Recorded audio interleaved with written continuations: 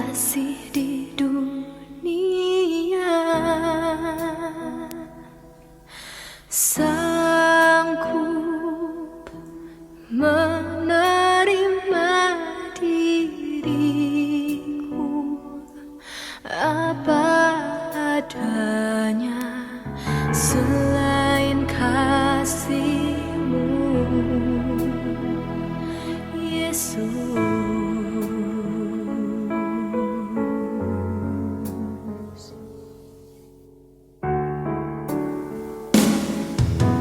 Takkan ada lagi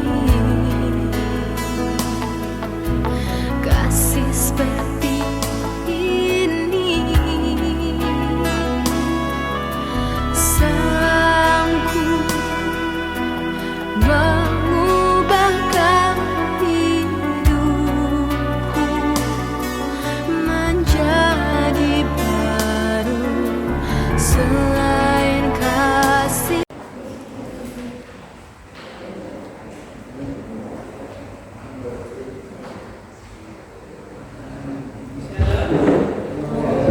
Sebelum kita mulai ibadah, saya akan membacakan warta jemaat untuk kita semua.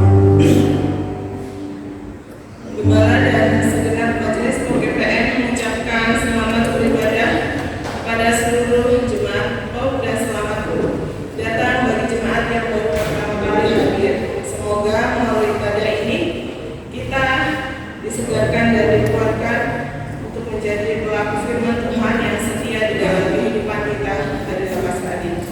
Yang kedua, persembahan minggu ini diadakan satu kali untuk kas gereja. Kemudian persembahan minggu depan diadakan satu kali untuk kas gereja juga. Pengumuman dari panitia Paskah, mulai minggu ini remaja sebagai panitia Paskah akan mengadakan bazar makanan dan minuman. Mohon partisipasi jemaat sekalian. Perayaan Paskah POGPN akan dilaksanakan bersamaan dengan perayaan POGPN ke-37 pada Minggu 20 April 2025. Undangan pernikahan. Syukur kepada Allah, keluarga Bapak Sucipto mengundang segenap jemaat POGPN untuk hadir dalam pernikahan anak terkasih Karis Setiani Musik dan saudara Daniel Brian Penton pada pemberkatan pernikahan yang diadakan di hari Kamis 10 April 2025 pukul 10 waktu Indonesia Barat bertempat di Gereja IFGF Kubaba. Kemudian dilanjutkan resepsi pernikahan pada pukul 12.00 waktu Indonesia Barat di Karta Raharja, RK2 RT4. Kiranya Tuhan memberkati segala persiapan. Majelis jemaat mengucapkan selamat ulang tahun kepada jemaat yang telah berulang tahun dalam minggu ini. Tuhan Yesus memberkati. Yang keenam, himbauan jagalah kebersihan gereja dan sekitarnya serta membuang sampah di tempat yang disediakan. Untuk jadwal kegiatan sepekan,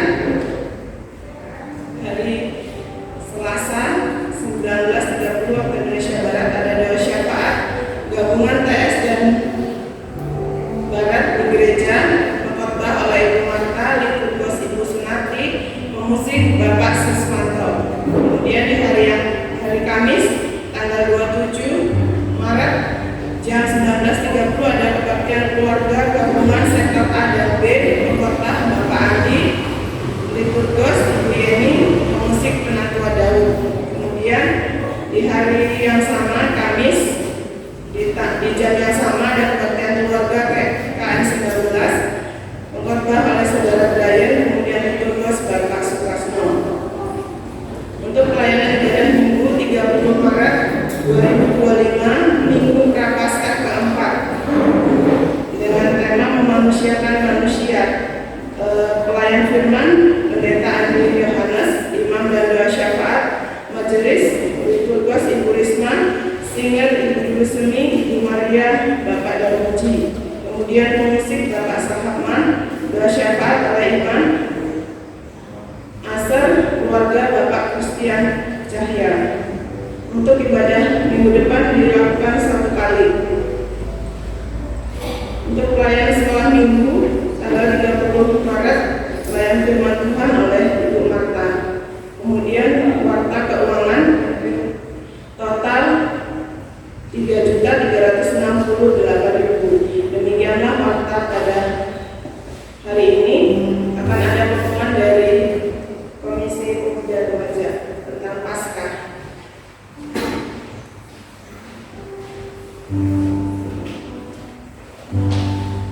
Shalom Bapak Ibu. Selamat pagi. Kami akan menyampaikan satu acara di bulan April dalam rangka perayaan Paskah. Tahun ini diberikan kepercayaan untuk pemuda remaja. Nah, ada satu dalil yang saya sampaikan. Yang pertama, untuk mendukung acara Paskah nanti, kami dari Komisi Remaja mengadakan bazar untuk beberapa minggu ke depan. Jadi harga yang dipasang adalah harga minimal, Bapak Ibu. Jadi kalau memberikan lebih, kami berterima kasih, dan semuanya juga untuk mendukung acara Paskah nanti. Jadi setiap kali bazar kita akan pasang harga minimal. Kalau es yang sekarang misalkan yang seperti yang diatur itu kan 5.000, minimal 5.000. Jadi seperti itu. Kalau mau kasih lebih, ya kami dari panitia berterima kasih atas partisipasinya. Yang kedua, untuk perayaan Paskah kami juga mohon dukungan dari Bapak Ibu untuk pada saat hari Minggu Paskah nanti membawa telur matang sebagai dukungan untuk acara di Paskah. Gitu. Nah, pada perayaan Paskah itu kami juga merencanakan yang sedikit berbeda. Yang pertama, setiap wilayah di POK ini akan dibagi 5 wilayah untuk lomba menghias makan. Nah, jadi ada 19, 1819 TS, terus di sini ada kelompok A dan kelompok B. Nah, itu dibagi 5, dan masing-masing nanti jenis masalahnya akan disampaikan saat nanti di bulan April. Kalau hari ini terlalu jauh ya Bapak Ibu ya.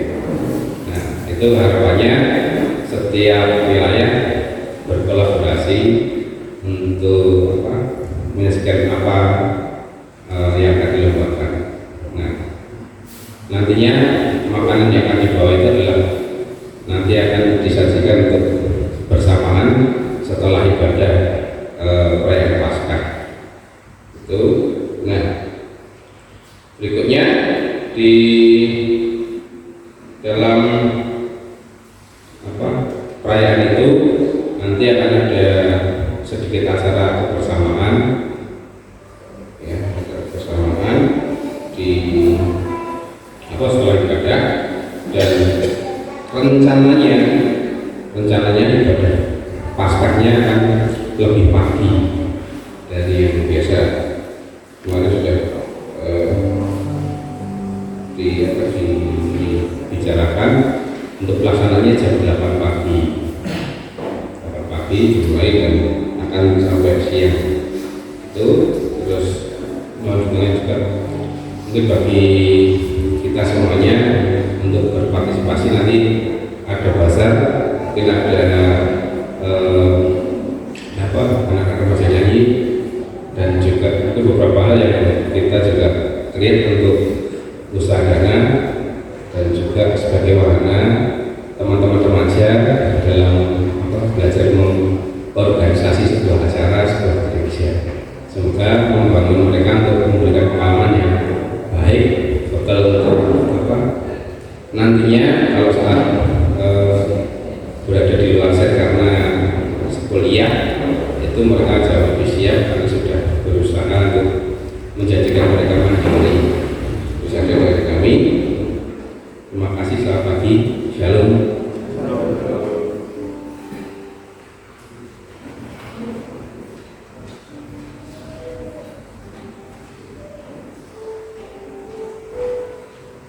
Mari Bapak Ibu kita bersama-sama persiapkan hati dan pikiran kita untuk masuk ke dalam hadirat Tuhan.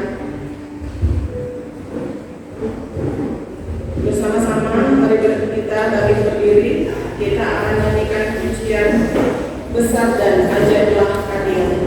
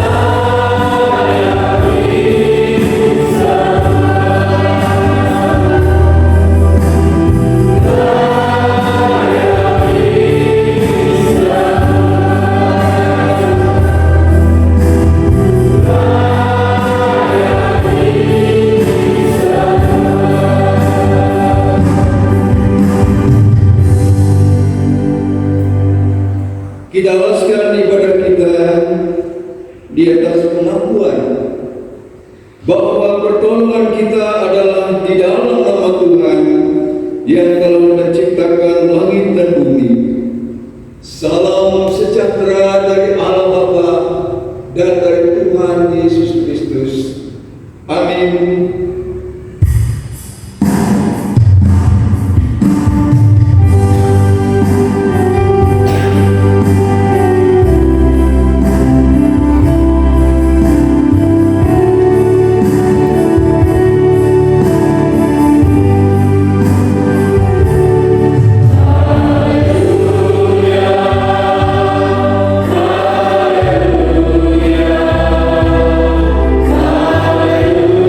Hallelujah.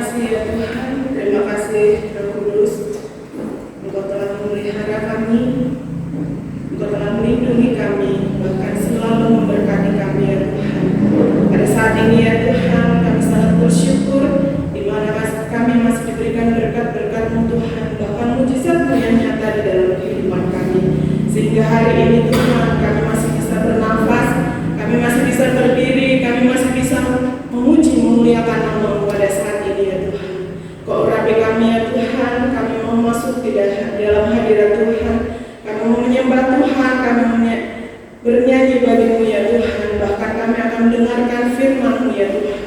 Kau urapi kami semua anak-anak Tuhan yang ada pada saat ini, baik anak-anak mengambil bagian, baik semua yang ada di tempat ini ya Tuhan. Kau memberkati kami Tuhan. Kami menyerahkan seluruh kehidupan kami, aktivitas kami dan ibadah kami pada hari ini Tuhan. Hanya di dalam nama Tuhan Yesus Kristus kami berdoa dan mengucap syukur. Haleluya.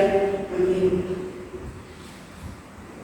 Kita akan membaca nat pembimbing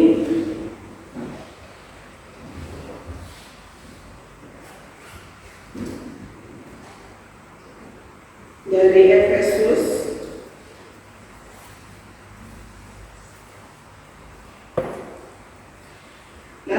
kita dari Efesus 1 ayat 3 sampai ayatnya yang keempat. Efesus 1 ayat 3 sampai ayatnya yang keempat. Saya akan membacakan bagi kita semua. Efesus pasal yang pertama ayat ketiga sampai ayatnya yang keempat. Demikianlah firman Tuhan di bawah perikop kekayaan orang-orang yang terpilih. Terpujilah Allah dan Bapa Tuhan kita Yesus Kristus, yang dalam Kristus telah mengaruniakan kepada kita segala berkat rohani di dalam surga. Sebab di dalam Dia Allah telah memilih kita sebelum dunia dijadikan, supaya kita kudus dan tak tercacat di hadapan-Nya. Puji nama Tuhan. Saya undang jemaat untuk bangkit berdiri. Kita mau bersama-sama memuji memuliakan nama Tuhan. Langit dan bumi, pujilah Tuhan.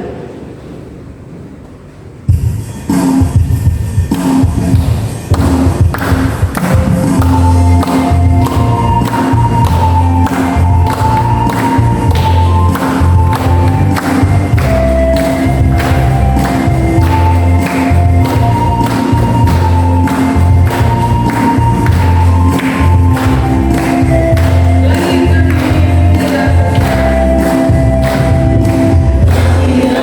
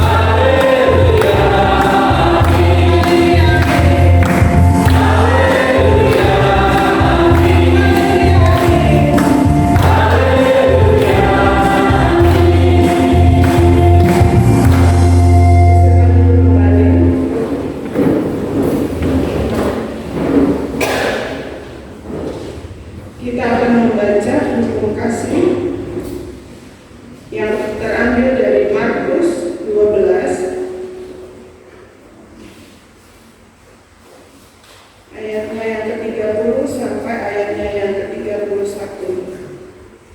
Kita akan baca secara bersama-sama. Markus 12 ayat 30 sampai ayatnya yang ke-31. Jika sudah menemukannya, kita akan baca secara bersama-sama. 1, 2, 3.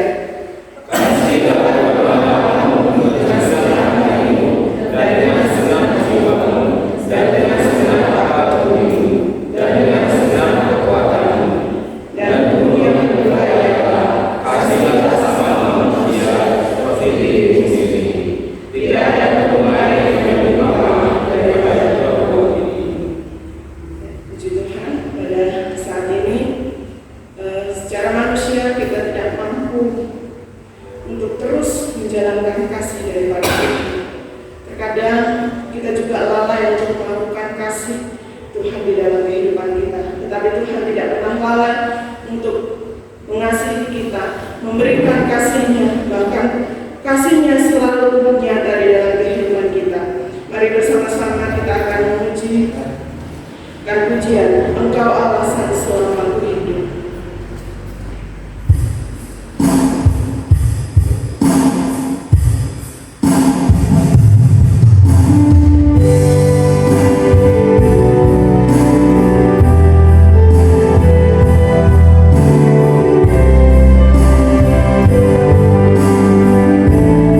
Ku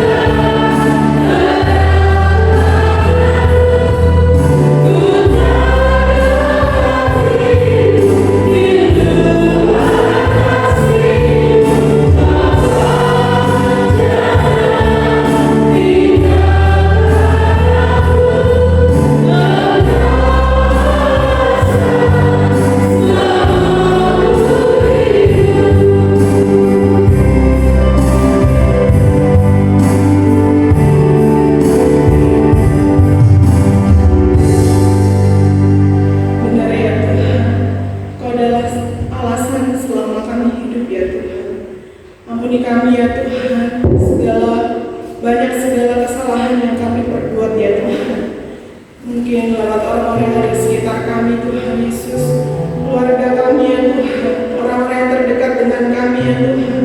Sering kali kami menyakiti hati mereka ya Tuhan. Bahkan sering kali Tuhan Yesus, lewat perkataan kami, perbuatan kami, pikiran kami Tuhan, sering kali Tuhan Yesus kami mengecewakan mereka Tuhan. Dan bahkan sering kali Tuhan Yesus kami mendukakan Engkau ya Tuhan.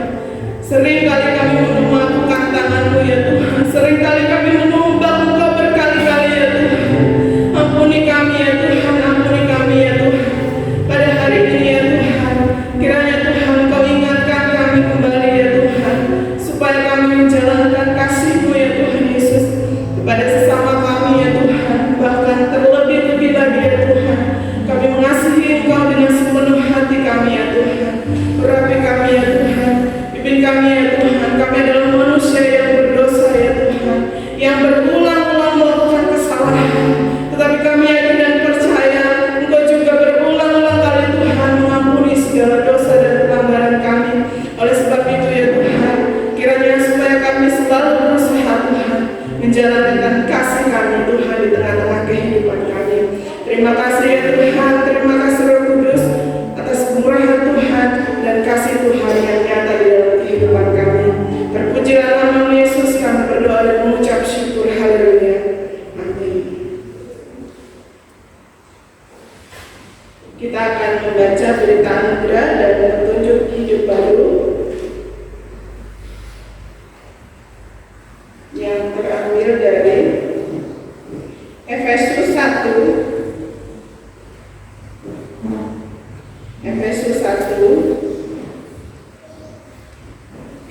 ayatnya yang ke-5 sampai ayatnya yang ke-10. Efesus 1 ayat 5 sampai ayatnya yang ke-10. Kita akan baca secara silih berganti. Saya ayatnya yang ke-5, Bapak Ibu Saudara akan membaca ayat yang ke-6 sampai ayat yang ke-10. Kita baca secara bergantian. Efesus pasal yang pertama ayat 5 sampai ayat yang ke-10. Demikianlah firman Tuhan. Dalam kasih Ia telah menentukan kita dari semula oleh Yesus Kristus untuk menjadi anak-anaknya sesuai dengan kerelaan kehendak-Nya. supaya tergelar karunia-Nya yang mulia, yang dikaruniakannya kepada kita dalam Dia yang mengasihi. Sebab di dalam Dia dan oleh darah-Nya kita beroleh penebusan, yaitu pengampunan dosa, menurut kekayaan kasih karunia-Nya Yang dilimpahkannya kepada kita pada selama-lamanya. Sebab Ia telah menyatakan rahasia kehendak-Nya kepada kita sesuai dengan rencana kerelaan-Nya, yaitu rencana kerelaan yang dari semula yang telah ditetapkannya di dalam Kristus. Sebagai perjalanan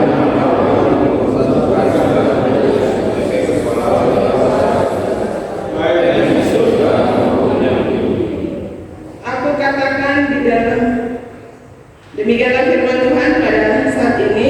Kita akan mempersiapkan hati dan pikiran kita untuk menerima berkat firman Tuhan pada hari ini. Yang sebelumnya kita akan menyanyikan pujian pribadi yang mengenal hatiku.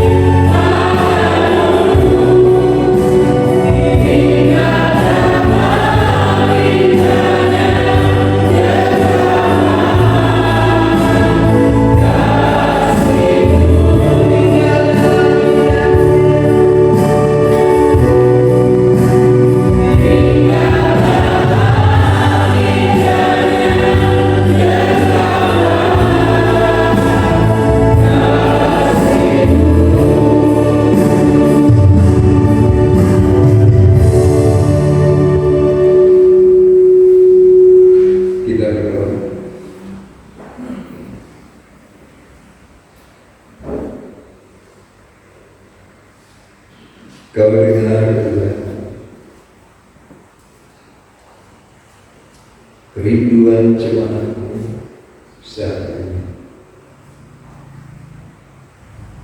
Bagaikan Musa yang harus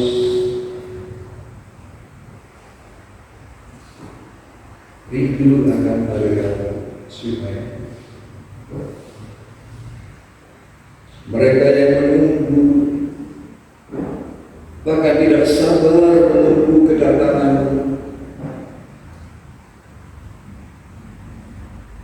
untuk Tuhan penuhi hati dan pikirannya dengan firman, agar hidup kami semua terkumpul bukan saja menerima anugerah aliran sungai-Mu,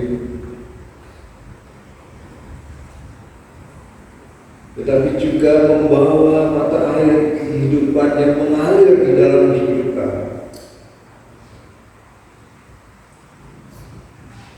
untuk menyejukkan dunia ini.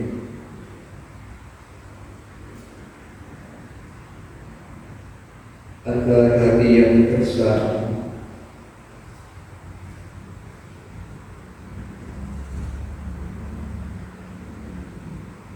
Tuhan aliri dengan air kehidupan, agar kami yang oleh tertuntun kembali kepada jalan hidup, agar kami yang goyah Tuhan tegakkan kami kembali, agar kami yang panas Tuhan sejukkan bahkan dinginkan,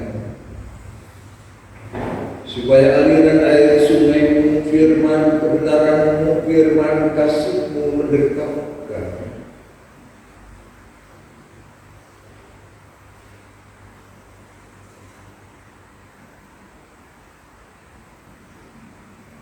Terima kasih. Berfirmanlah, kami siap mendengar. Amin. Saudara, kita buka kitab kita dari Injil Matius pasal yang 5.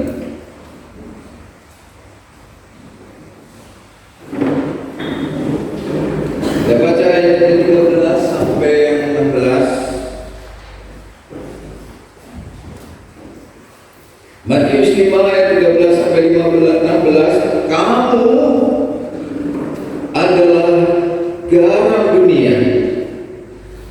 Jika garam itu menjadi tawar, dengan apakah ia dihasilkan? Tidak ada lagi gunanya selain dibuang dan diinjak orang. Kamu adalah terang dunia. Kota yang terletak di atas gunung tidak mungkin tersembunyi. Lagi pula orang tidak menyalakan pelita lalu meletakkannya di bawah kantong, melainkan di atas kaki dian sehingga menerangi semua orang di dalam rumah itu. Demikianlah hendaknya terangmu bercahaya di depan orang, supaya mereka melihat perbuatanmu yang baik dan memuliakan Bapa-Mu yang di surga. Saudara-saudara sekalian, tema kita hari ini adalah Missio Dei.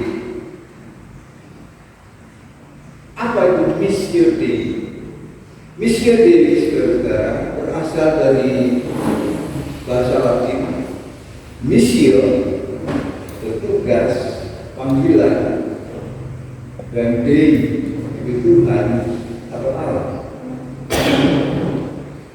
Jadi sementara Missio Dei adalah tugas panggilan, tugas pengutusan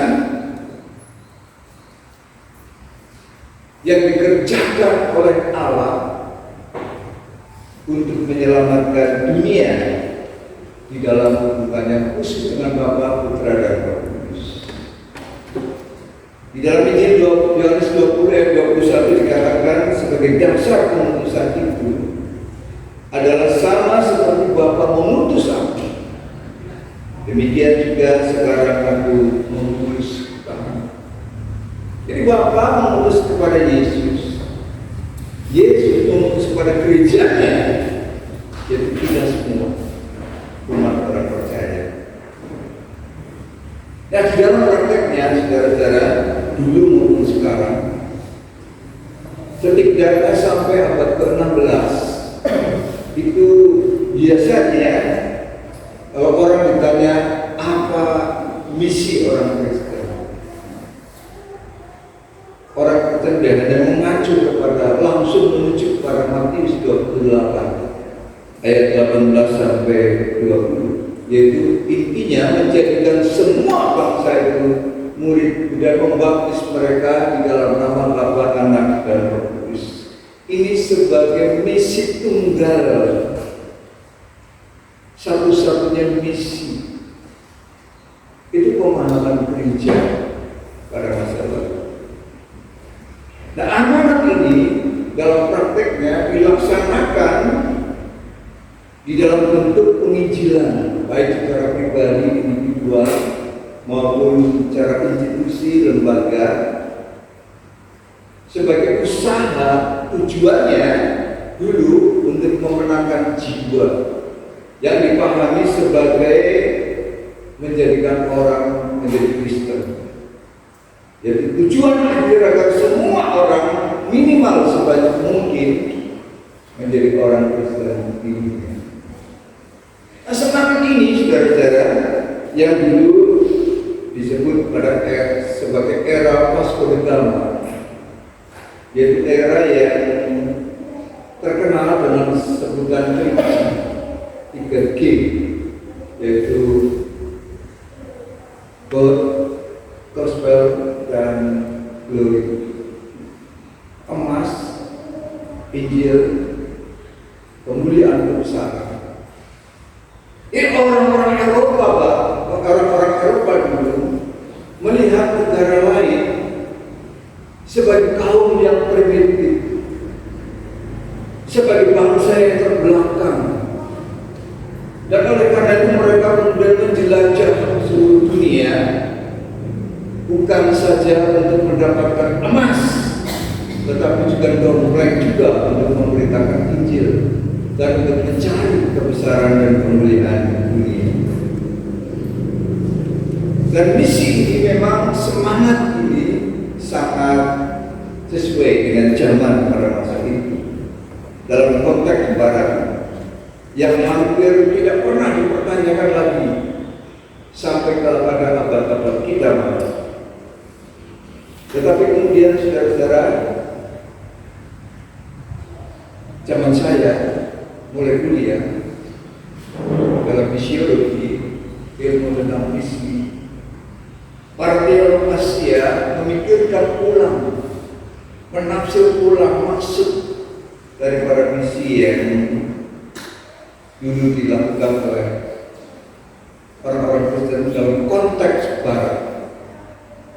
Next. Konteks dunia. Nah, sekarang kita melihat dunia itu sebagai dunia yang plural, homogen, majemuk di dalam kehidupan, plural ekonomi, sosial, politik, dan juga budaya di dalamnya negara. Oh ya, saudara-saudara, tentu misi Allah ini tidak pernah berubah dan tidak akan berubah, bahwa kita memang dipanggil oleh Tuhan untuk memberitakan Injil di seluruh dunia dan membaptis orang dalam nama Bapa, Putra, dan Roh Kudus. Ini tentu tidak berubah dan tidak boleh berubah. Tetapi saudara-saudara, yang berubah adalah pemahaman, yang berubah adalah tafsirnya. Nah, kita perlu menggali kembali agar supaya kita bisa menjalankan misi Allah lebih efektif, lebih efisien, tepat pada sasaran, Kalau kita lihat di dalam perjanjian lama dan perjanjian baru, maka ditemukan bahwa berita sentral di dalam Alkitab itu adalah kerajaan Allah. Dengan demikian, saudara, maka sekarang dipahami misi Allah adalah misi kerajaan Allah. Misi yang dipercayakan gereja, orang-orang Kristen, adalah misi kerajaan Allah. Gereja pada dirinya sendiri ansih itu tidak punya misi. Kenapa? Karena misi gereja adalah terlibat di dalam misi Allah di tengah-tengah dunia.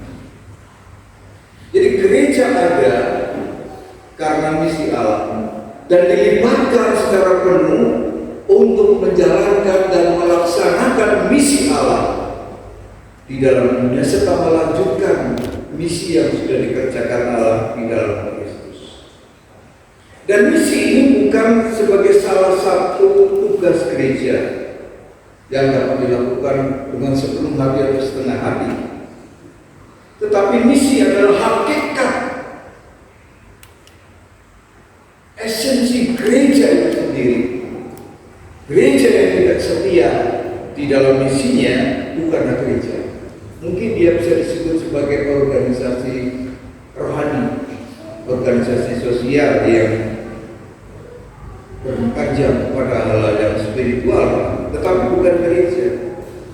Nah, untuk itulah maka gereja harus menjadi gereja yang misioner, gereja yang setia untuk melaksanakan misi Allah di dunia ini. Jadi kalau dikatakan misi Allah, maka itu adalah misi Dei, itu adalah misi Allah sendiri. Kita orang beriman dipanggil sebagai partisipan, orang yang ikut ambil bagian secara penuh di dalam misi Allah yang mengutus Kristus, anaknya itu, di dalam kuasa Roh Kudus untuk menghadirkan kerajaan Allah, atau tepatnya tanda-tanda kerajaan Allah yang menyelamatkan. Pada Efesus yang kita baca tadi dikatakan dalam ayat 9-10, dalam kasih Ia telah menyatukan kita dari semula oleh Yesus Kristus untuk menjadi anak-anaknya sesuai dengan kerelaan kehendak-Nya. Ayat 10, sebab Ia telah menyatakan rahasia kehendak-Nya kepada kita sesuai dengan rencana kerelaan yang dari semula telah ditetapkannya di dalam Kristus sebagai persiapan kegenapan waktu untuk mempersatukan di dalam Kristus sebagai kepala segala sesuatu, baik yang di surga maupun yang di bumi. Dan di sini tidak berubah. Jadi kita dipanggil di dalam rencana Allah yang semula melalui Yesus Kristus untuk menghadirkan kehidupan yang berkarakter kerajaan Allah. Dan misi ini tidak pernah berubah. Yang berubah adalah seperti yang tadi saya katakan, cara pandangnya, cara gereja memahami misi Allah. Jadi kita ini partisipan sebagai apa? Bacaan kita mengatakan agar supaya kita menjadi garam dan terang dunia. Terus, oke. Nah, sekarang kalau kita periksa berita di dalam Alkitab, misi Allah itu ternyata bukan hanya di dalam perjanjian baru atau yang biasa mengacu kepada Matius 28, tetapi juga dari perjanjian lama, yang bukan saja karena perjanjian lama dan PB atau perjanjian baru itu sebagai satu kesatuan, tetapi juga karena bahan-bahan PL perjanjian lama itu mengandung elemen-elemen misi yang mendasar dan sudah lama terkubur di dalam sejarah gereja. Seolah-olah misi kita hanya Matius 28 ayat 18 sampai 20. Apa yang kita temukan? Menurut Alkitab secara utuh, keseluruhan, Maka misi Allah hanya satu, Missio Dei, yang secara singkat kita sebut sebagai misi atau karya penyelamatan Allah. Jadi Allah berkenan sejak kejatuhan manusia dalam dosa untuk membuat proyek keselamatan Allah bagi seluruh ciptaan. Seluruh ciptaan, bukan cuma manusia. Jadi sifatnya holistik, bersifat pribadi dan sosial, orang per orang dan juga komunitas, kumpulan orang, juga bidang ekonomi, bidang politik dan budaya, dan menuju kepada pemulihan ciptaan yang baru.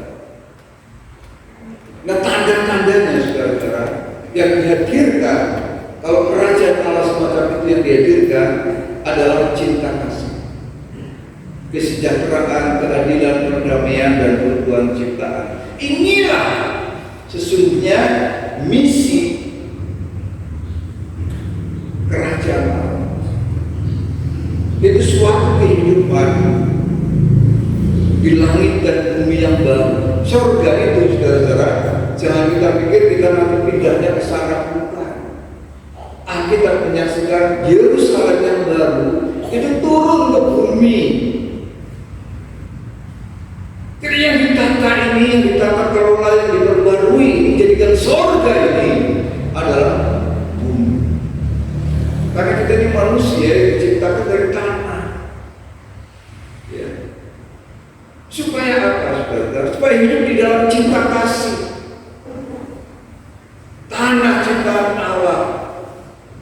Agar supaya kita hidup di dalam perdamaian, di dalam keadilan. Itu yang Tuhan mau dari kita dalam langit dan bumi yang baru, di mana Allah ditempatkan sebagai Raja dan kita semua sebagai umat yang mentaati kehendaknya. Tadi kita menyanyi apa itu? Aku mau firman bagi rusa, ya. Saya kalau itu menyanyi itu senang rasanya. Tapi saya kadang mikir, benar nggak sih ya kita ini kayak rusa yang merindukan sungai? Apa benar jiwa kita haus betul-betul rindu? Karena banyak saudara-saudara. Kalau saya khotbah di gereja lain, pada waktu mulai khotbah itu sudah mulai bukanya HP. Sebelum ngobrol, malah ada yang tidur ngantuk. Tadi semangatnya bagai rusa yang merindukan sungai yang berair.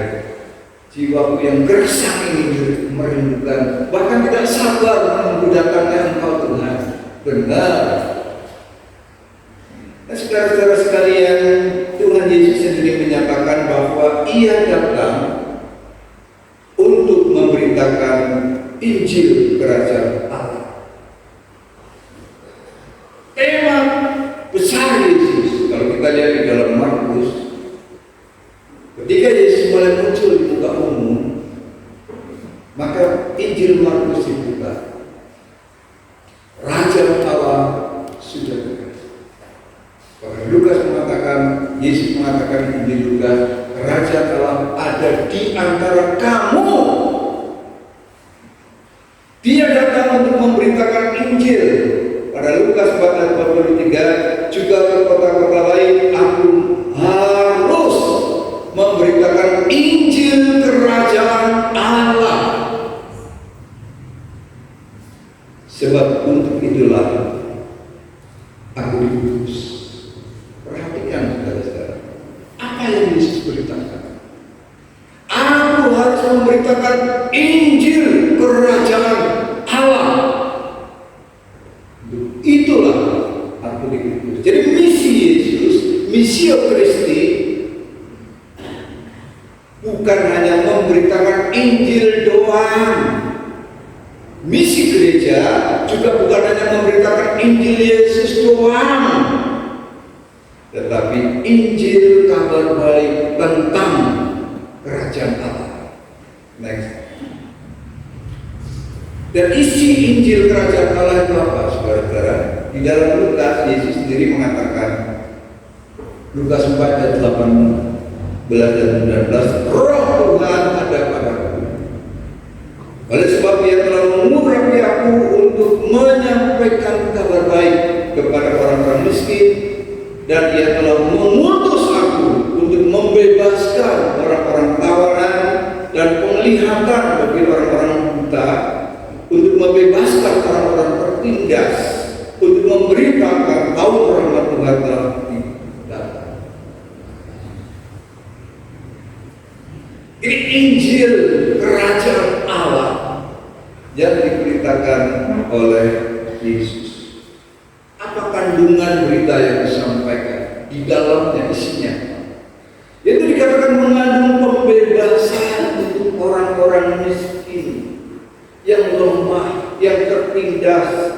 Dan ini jangan dirohanikan, membuat kita itu jadi enteng saja, orang tawan dosa, ditebus dosanya enak aja. Tidak ada yang dilakukan gereja kalau begitu. Jadi tidak boleh dirohanikan karena konteks Israel. Pada waktu Yesus mengatakan ini adalah Israel yang mengalami kehidupan yang sengsara, penderitaan rakyat, kesulitan ekonomi, kesemrautan politik, dan kehidupan spiritual yang penuh dengan kemunafikan. Di dalam semua bidang kehidupan pada waktu itu rusak semua.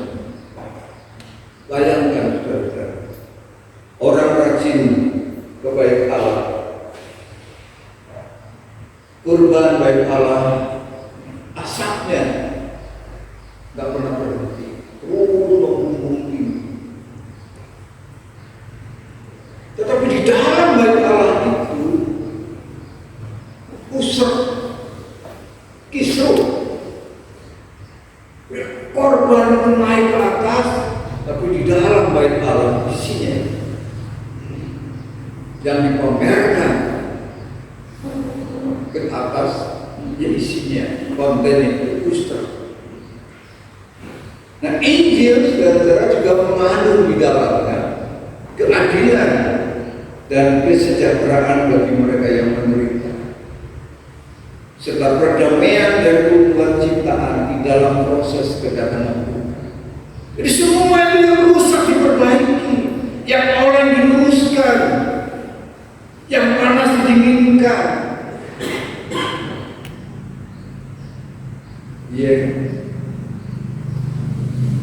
Itu yang dikerjakan oleh terus. Nah, bagi Yesus saudara, pewartaan Injil Kerajaan Allah semacam inilah adalah misi pusat dari misi dan berita yang disampaikan bagi masyarakat Yahudi serta semua bangsa seperti kita sekarang. Ini kerajaan Allah itu bukan gereja. Gereja itu menerima, gereja itu mengalami, gereja itu menikmati tanda-tanda kerajaan Allah, yang kemudian gereja diajak ikut menjadi partisipan, ikut ambil bagian supaya orang lain juga ikut mengalami, untuk menerima apa yang diberitakan kerajaan Allah. Kasih, keadilan, perdamaian, keutuhan ciptaan, keutuhan persekutuan. Ini yang harus diperjuangkan, yang harus diupayakan, yang harus didoakan, yang harus diusahakan supaya Injil Kerajaan Allah itu nyata, hadir dalam hidup. Oleh karena itu saudara-saudara, Kerajaan Allah juga menjadi sumber dan dasar misi gereja di tengah-tengah masyarakat sebagai garam dan terang dunia. Karena gereja adalah gereja Yesus Kristus. Namun gereja tidak boleh hanya memberitakan Yesus, karena Yesus yang harus diberitakan adalah Yesus yang memberitakan kerajaan Allah.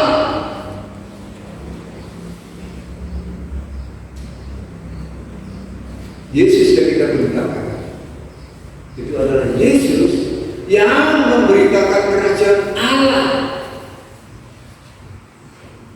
Memberitakan kerajaan Allah yang diberitakan Yesus itu akan menempatkan gereja sebagai hamba yang setia, yang ikut serta terlibat di dalam melaksanakan misi Kristus, yaitu mewartakan, menghadirkan tanda-tanda kerajaan Allah. Nah, saudara, disinilah yang mau saya katakan letak perbedaan pandangan warisan dari gereja Barat serta paradigma baru yang bisa membuat kita sebagai gereja berperan di tengah-tengah masyarakat yang majemuk menjadi terang dan terang dunia. Terus, ya secara singkat, saudara-saudara, saya mengambil gambaran ini dari kakak senior saya yang juga menulis buku yang tebal. Dia menggambarkan begini. Yang sering kita lakukan atau gereja lakukan selama ini adalah misi yang disebut visi-misi agama. Yang seharusnya kita lakukan visi-misi kerajaan Allah yang Yesus berikan. Bedanya apa? Pertama, misi itu tuntutan agama atau pemimpin agama siapapun untuk membela agamanya sendiri, tapi tidak membela kerajaan Allah. Yang lahir adalah sikap fanatisme, sikap radikalisme. Kalau misi kerajaan Allah, panggilan Allah demi cinta kepada sesama, tawaran dan undangan untuk mengalami kasih Allah. Kemudian kedua, aksinya, kalau misi agama memasukkan orang lain ke agama kita, atau proselitisme, atau orang mengatakan kristenisasi kalau kepada gereja. Sedangkan aksi dalam kerajaan Allah menghantar orang dan masyarakat mengalami kasih pertolongan Allah sebagai warga kerajaan Allah. Ini beda. Dan sibuk dengan jumlah, tetap kualitas hidup dalam masyarakat. Lalu hasil yang diharapkan, kalau dalam visi misi agama, hasil yang diharapkan adalah pertambahan jumlah pemeluk kuantitas. Sedangkan di dalam visi misi kerajaan Allah, hasil yang diharapkan adalah terwujudnya tanda-tanda kerajaan Allah. Di dalamnya ada cinta, ada kesejahteraan, keadilan, perdamaian, dan keutuhan ciptaan. Terus, lalu visinya, visi agama itu agama sendiri menjadi agama yang makin besar dan makin berkuasa. Jadi visinya adalah kekuasaan, glory, kemuliaan, kebesaran. Sedangkan di dalam visi kerajaan Allah, visinya adalah agama adalah sarana dan gereja harus menjadi hamba kerajaan Allah. Oh, bukan gede-gedean gereja. Meskipun kalau gerejanya besar kita bersyukur, tapi bukan tujuan. Lalu yang terakhir, sasarannya adalah pertobatan individu, orang per orang, dan sifatnya kuantitas yang penting banyak. Maka ada gereja yang kalau mau baptis hari ini juga, siapa yang percaya mau dibaptis hari ini kamu dibaptis. Yang penting ada jumlah, dan jumlah itu sama dengan apa? Duit. Ada yang jadi anggota, duit. Yang dipikir ini, tetapi sasaran kerajaan Allah adalah transformasi individu dan sosial, perubahan karakter, perubahan cara hidup. Itu yang diharapkan di dalam kerajaan Allah. Beda banget.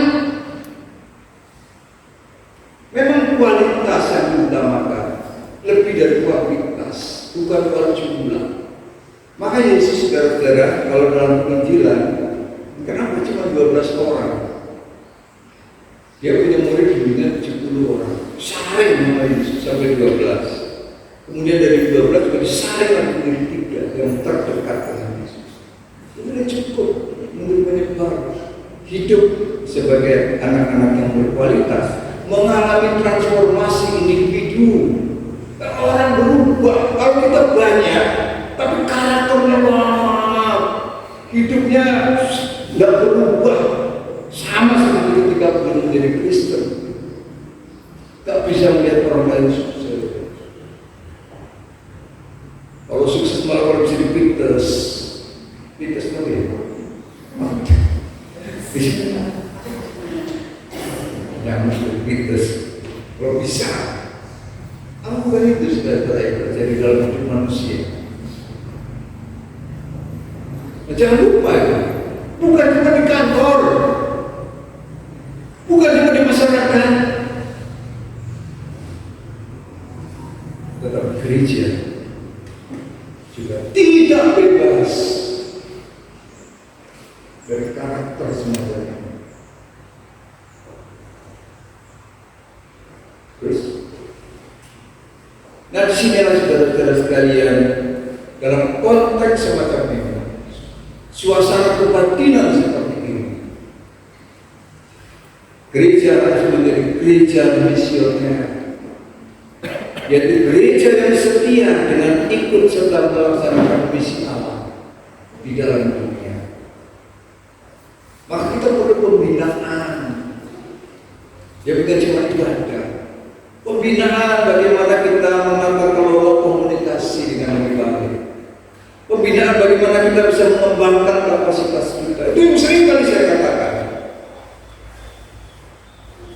Sehingga bukan hanya pintar doanya, kuat doanya, tetapi kehidupan sosial karakternya juga kuat, integritasnya juga kuat. Jadi menyatunya antara apa yang kita katakan, apa yang kita pikirkan, dan apa yang kita lakukan. Itu namanya integritas. Gak beda ini sama ini sama ini. Terus menyatu. Terus itu gereja Indonesia.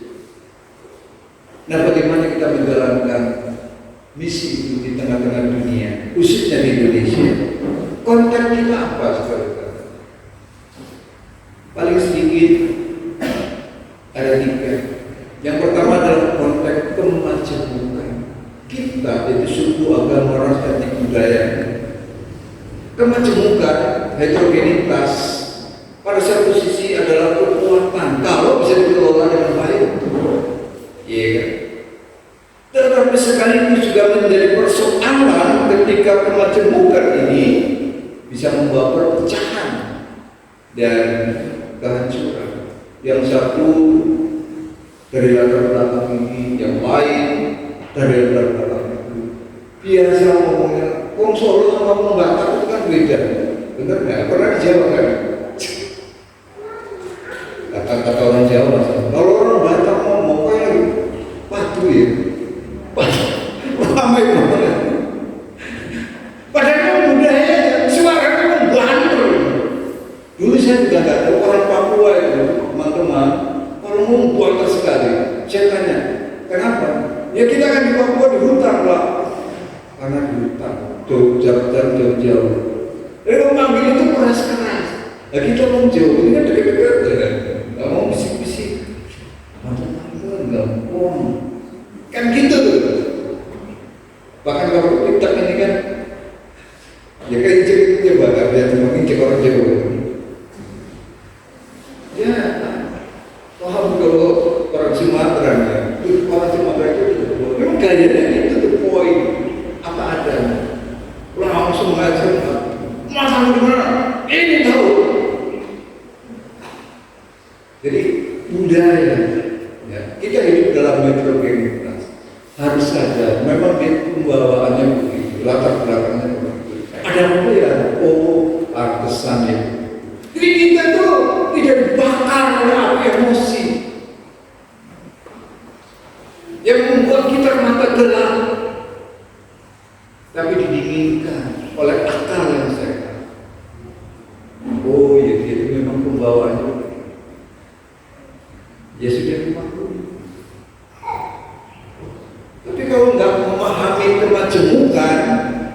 Jadi yang pertama. Lalu yang kedua, realitas yang kita hadapi adalah kemiskinan.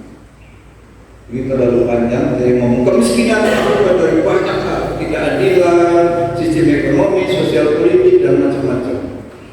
Kita tuh bangsa yang makmur, kalau bisa mengelola potensi bangsa ini, tetapi oleh karena keserakahan sekelompok elit, 10% orang Indonesia, elit kaya, itu disuplai oleh orang-orang miskin, 90% rakyat.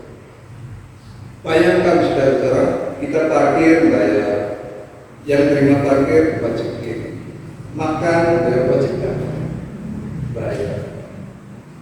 Kita beli apa aja bayar, beli tanah juga bayar, yang jual suruh bayar pajak, yang beli suruh bayar pajak, semua dipajakin sama pemerintah. 80% APBN negeri ini itu berasal dari pajak rakyat. Yang 20% itu hanya 20% aja. Lalu BUMN itu uangnya kemana?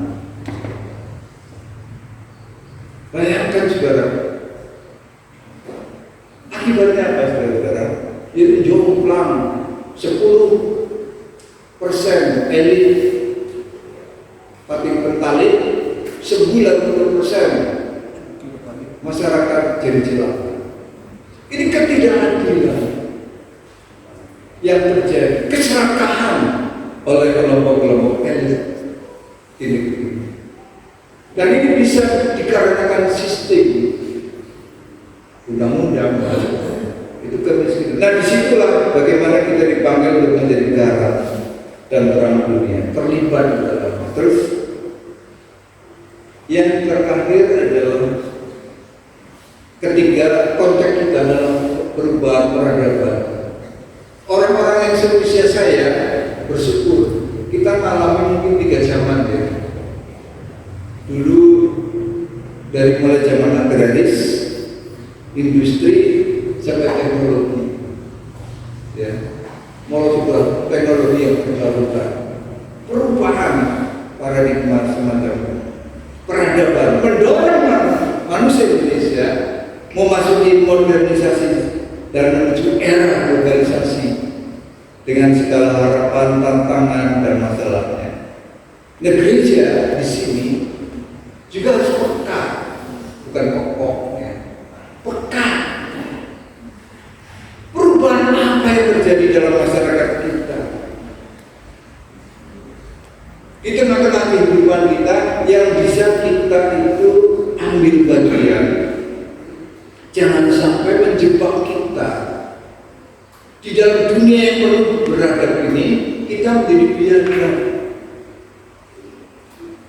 Seharusnya perubahan peradaban mengubah cara hidup kita yang biadab menjadi cara hidup yang beradab. Ngerti ya katanya? Yang dulunya pasar dari habis, jadi beradab lebih baik.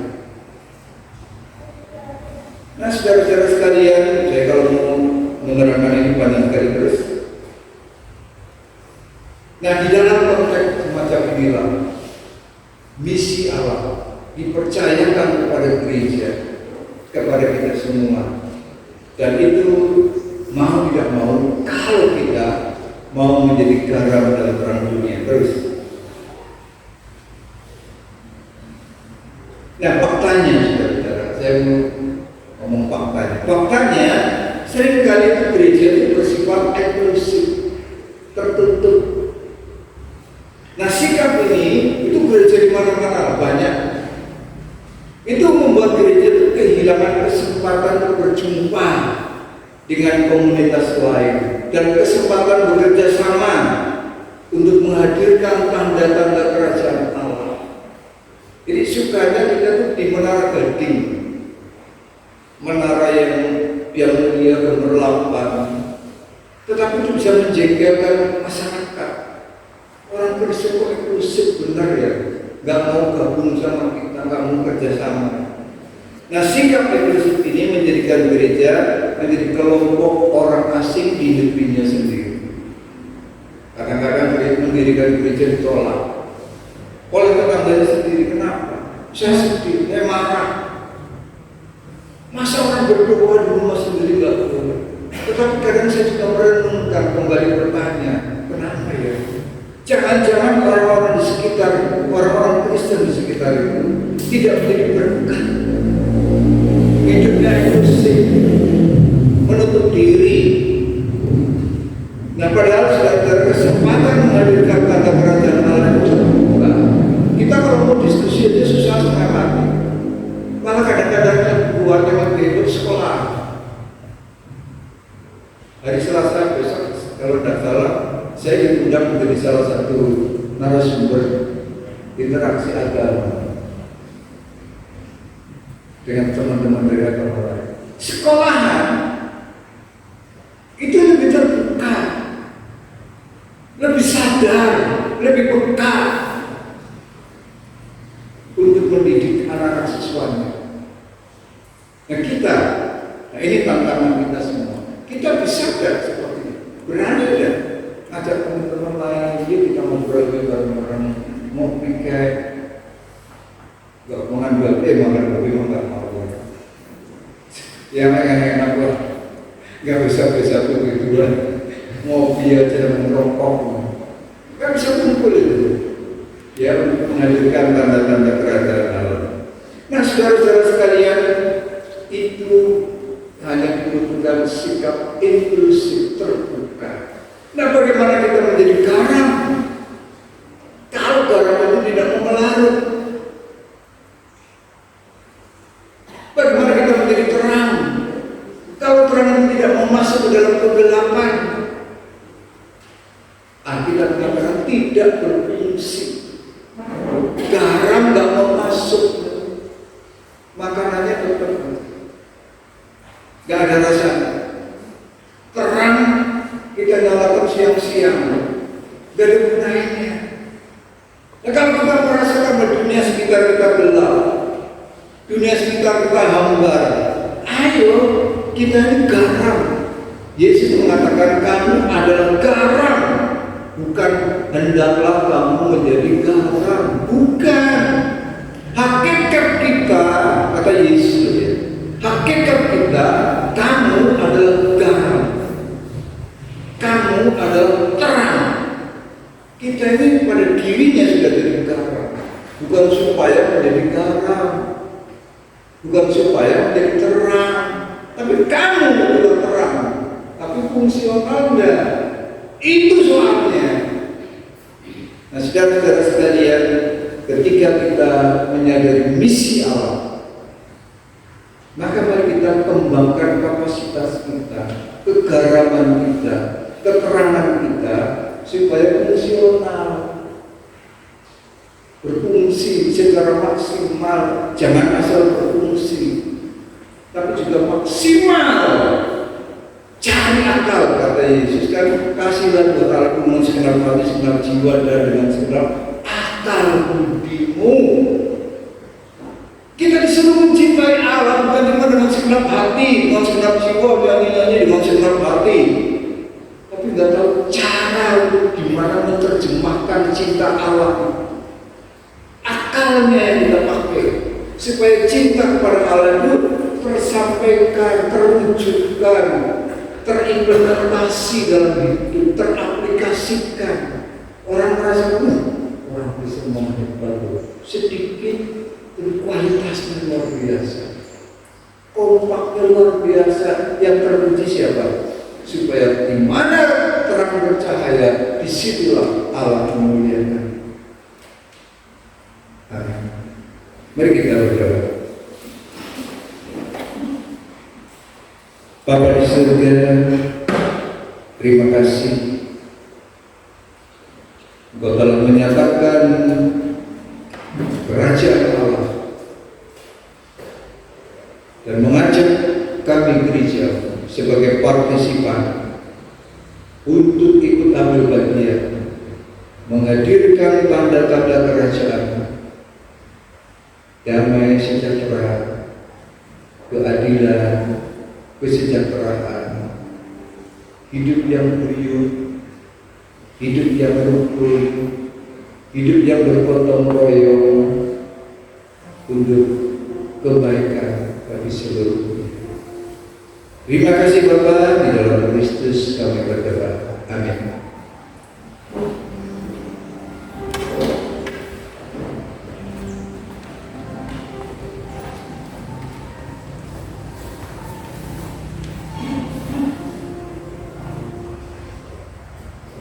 Terima kasih untuk pelayanan yang diberikan. Puji Tuhan atas firman yang telah kita terima.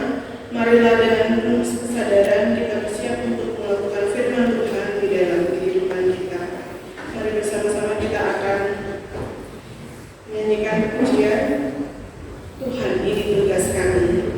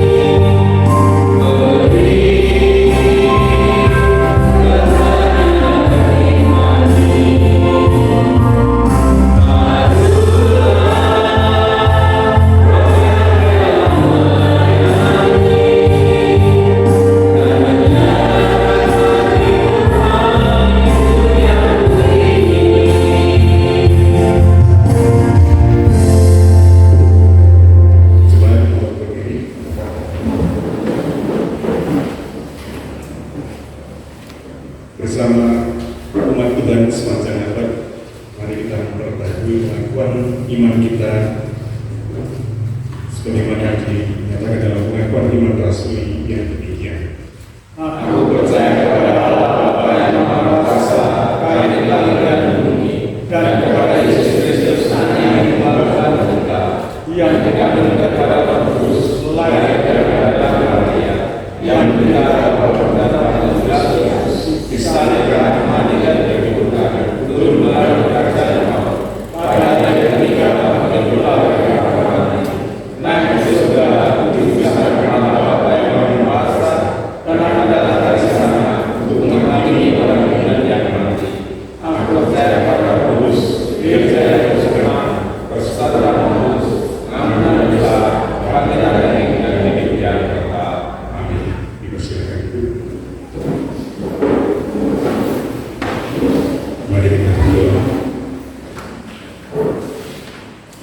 syukur kami naikkan kepada Tuhan atas kasih berkat anugerah Tuhan yang dinyatakan dalam kehidupan kami. Kami bersyukur pada saat hari ini untuk pemberitaan firman Tuhan yang mengajar kami agar kami setuju dengan kehendak. Terima kasih Tuhan. Roh yang kudus kiranya menolong kami agar kami dapat melakukan kehendak dalam kehidupan kami hari lepas hari, dalam kehidupan keluarga kami, dalam kehidupan bergereja kami, dalam kehidupan bermasyarakat kami, juga dalam pekerjaan kami. Pada pagi hari ini kami menaikkan selamat kami Tuhan untuk bangsa dan negara kami Tuhan. Bapak kami berdoa bagi bangsa dan negara kami dalam perjalanan bangsa negara kami ini Tuhan. Ada begitu banyak hal yang terjadi dan berbagai masalah yang dialami, baik ekonomi, politik, keamanan, integritas dan lain-lainnya Tuhan. Bapak kami mohon kepadamu, kiranya Tuhan menolong bangsa kami, Tuhan menolong setiap pemimpin kami di dalam bangsa kami. Tuhan memberikan kebaikan bagi kami dan Tuhan memberikan kemampuan bagi bangsa kami untuk dapat berjalan dan maju bersama dengan masyarakat untuk mencapai cita-cita bangsa kami keadilan dan sejahtera. Kami juga berdoa untuk setiap pemimpin bangsa kami anak Tuhan yang mengambil bagian dalam kepemimpinan bangsa ini. Bapak, biarlah melalui amal Tuhan yang sedikit ini Tuhan, nama-Mu dipermuliakan dan banyak orang menjadi tahu dan mengenali bahwa Kristus Tuhan nyata dalam kehidupan bangsa ini. Kami juga berdoa untuk sebagai kampus yang berusaha dengan Tuhan memberikan berkat bagi kami. Kami berdoa perjalanan usaha itu di masa depan dan kini yang akan segera dilaksanakan oleh Tuhan. Kiranya Tuhan memberkati pemilik perusahaan ini, juga berjalan manajemen yang mengelola perusahaan itu. Setiap karyawan yang memberikan sumbangsih untuk kebaikan perusahaan itu, Tuhan berkati. Segala sesuatu dan hal yang sudah dipersiapkan untuk perawatan dan proses penghidupan Tuhan sudah Tuhan memberkati kami. Terima kasih. Kami juga berdoa Tuhan untuk gereja Tuhan. Pokoknya di mata tempat ini Tuhan, kami berjalan bersama majelis dan jemaat di tempat ini. Kiranya Tuhan memberikan kebaikan bagi kami. Kiranya Tuhan menolong kami agar kami dapat sehati di dalam menjalani perjalanan persekutuan kami di tempat ini Tuhan. Kami hanya mengandalkan Tuhan sebagai yang kami anut dalam kehidupan kami bersekutu Tuhan. Kabaran Injil yang dilakukan Tuhan melalui berbagai hal Tuhan, bila sudah Tuhan memberkati.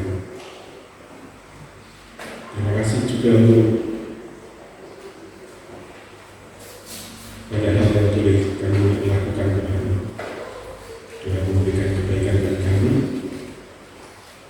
Tuhan boleh merencanakan segala sesuatunya dalam persekutuan kami di tempat ini Tuhan. Kami juga berdoa bagi anak-anak kami Tuhan, mereka yang sedang dalam bangku pendidikan Tuhan. Berikan usia ini sampai dengan berbulan ini Tuhan. Bapa memberikan kebaikan bagi anak-anak kami, baik mereka yang sedang studi di tempat ini atau di luar sana. Bapa memberikan kemampuan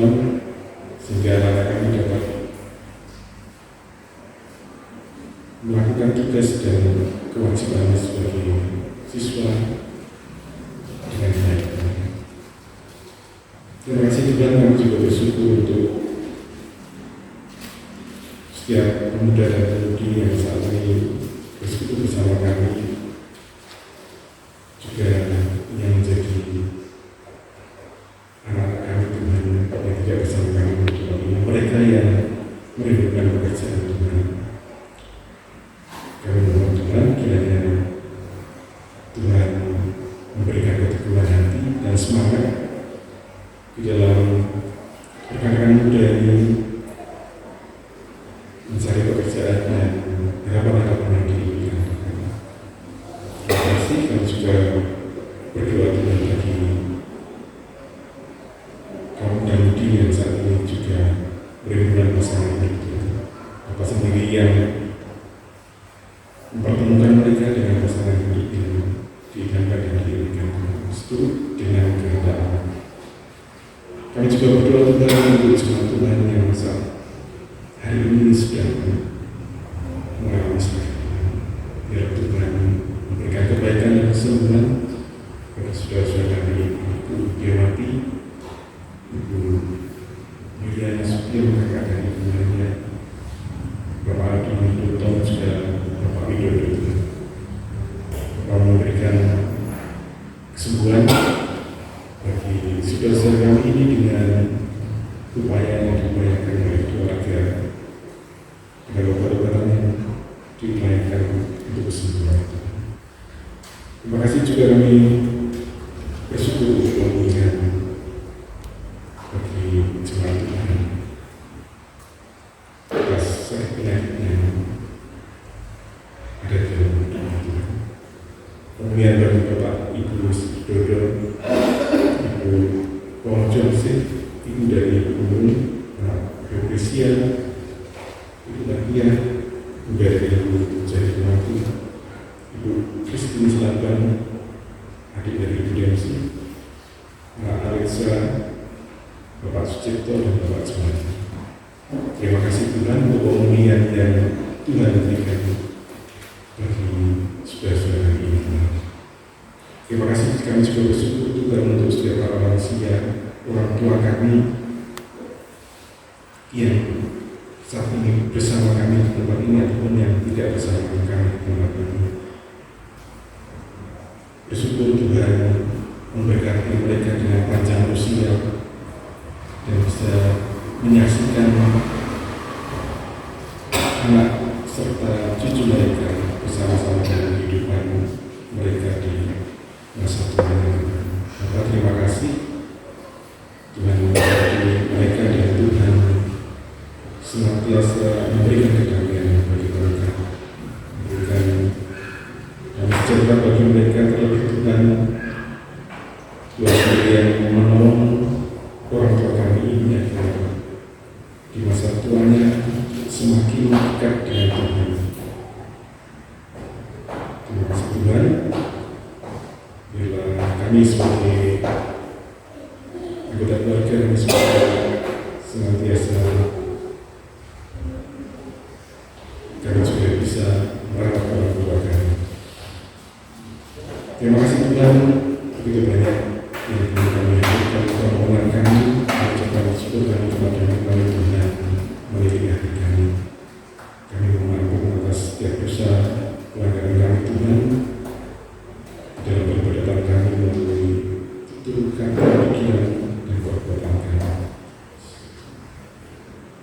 Seluruh rangkaian doa syafaat pada hari ini Tuhan kami naikkan kepada-Mu dalam Kristus Yesus Tuhan dan Juru Selamat yang mengajar kami berdoa yang demikian. Bapa kami yang di surga,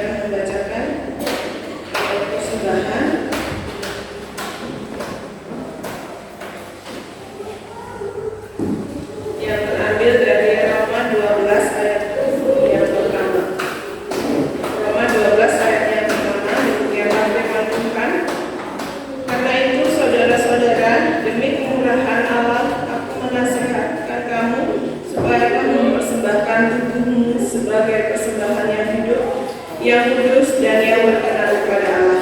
Itu adalah ibadah yang sejati.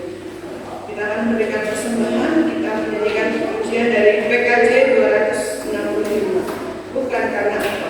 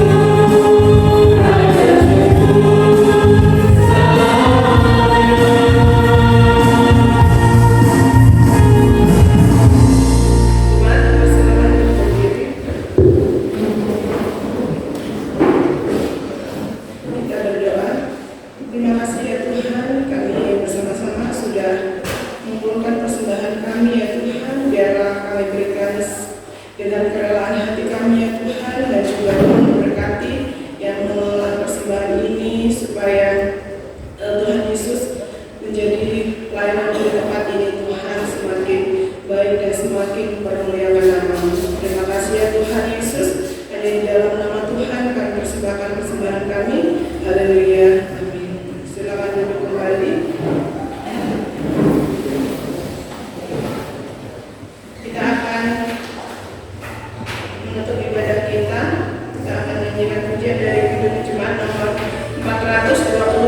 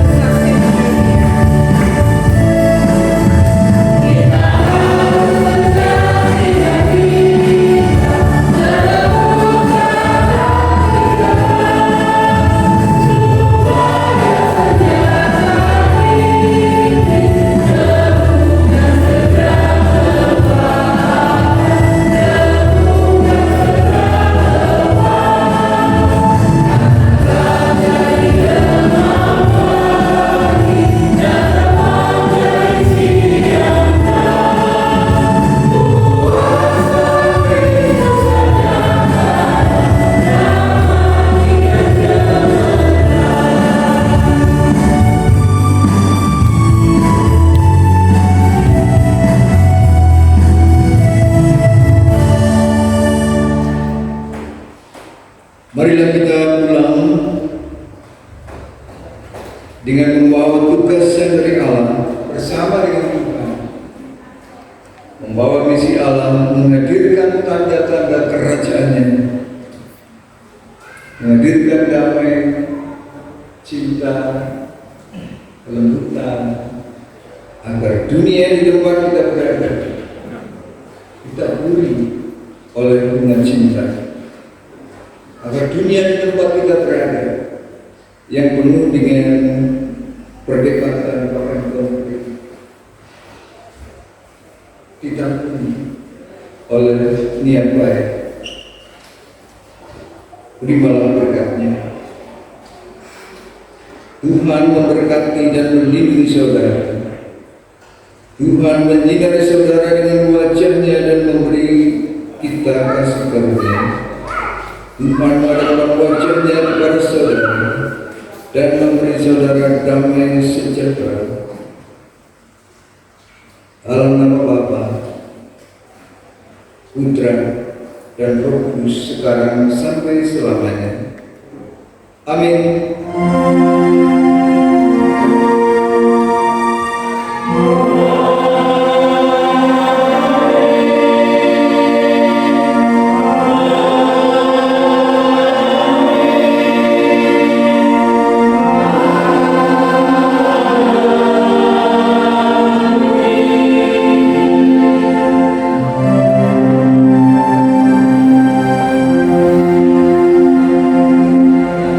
Kita mengambil saat teduh sejenak.